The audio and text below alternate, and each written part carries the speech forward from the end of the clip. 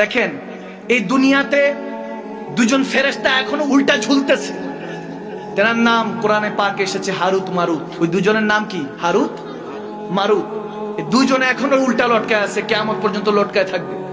এরা বলতেছিল আল্লাহর কাছে, কোরআনে এসেছে, আল্লাহর কাছে বলতেছে, আল্লাহ বনি ইনসান বড় গুনাহ করে, আমরা যদি মানুষ হইতাম জীবনে গুনাহ করতাম না। আল্লাহ বলতেছে আচ্ছা ঠিক আছে, যাও, তোমাকে ইনসানি সুরত দেওয়া হলো, শাকল দেওয়া হলো, যাও।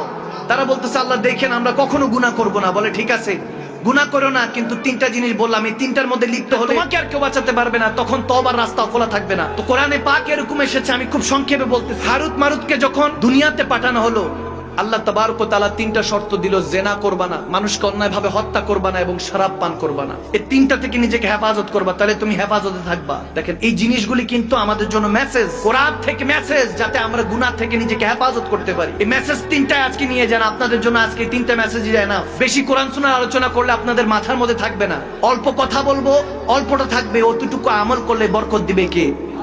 আওয়াজ দেন না কে? আল্লাহ। তারা আসলেন, এক নারীকে দেখলেন, আসক্ত হলেন, নাউজুবিল্লাহ। হারুত মারুত দেখেন, লোভে পাপ, পাপে মৃত্যু। আপনি যখন গুনার মধ্যে ডুবে থাকবেন, এই গুনাহ আপনাকে ধ্বংস করে দিবে। জেনার দিকে যখন লিপ্ত হলো, নারীর আসক্ত হয়ে গেল, হারুত মারুত নারীর দিকে গেল, বলতেছে আমাকে পেতে হলে শরাব পান করতে হবে। শরাব পান করা বলতেছে না, শরাব পান করব না। এখন তাদের মধ্যে এখন কাজ করতেছে না, নিজেকে হেফাজত করতে হবে, হেফাজত করতে হবে, এরকম আসছে। সংক্ষেপে বলছি, ওই নারীর হাজবেন্ড ছিল, স্বামী ছিল, বলছে তাকে হত্যা করো, এরপর আমার সাথে খারাপ কাজ করো, নাউজুবিল্লাহ। যখন এই কথা বলতেছে, বলে না আমরা এগুলো করবো না, আল্লাহ নিষেধ করেছে। বলে ঠিক আছে কিছু করতে হবে না, জাস্ট শরাব পান করো, মদ পান করো, কিছু করতে হবে না। তখন চিন্তা করলো মদ আর কি, তখন তো আর ওটা হারামের পর্যায়ে ছিল না, কিন্তু রব্বুল আলামিনের ওই যে হুকুম দিয়েছে ওটা মাথা থেকে চলে গেল। মদ পান করলো, হুশ হারালো, এরপর ওই নারীর সাথে জেনা করতে যাবে, বলে আমার স্বামীকে হত্যা করো, স্বামীকে হত্যা করলো, এরপর ওই নারীর সাথে জেনা করে নাউজুবিল্লাহ গুনাহগার হয়ে গেল। নাউজুবিল্লাহ পড়ে গুনাহগার হয়ে গেল। এরপরে যখন হুশ আসলো, দেখে হত্যাও করছে, জেনাও করছে, মদও খাইছে।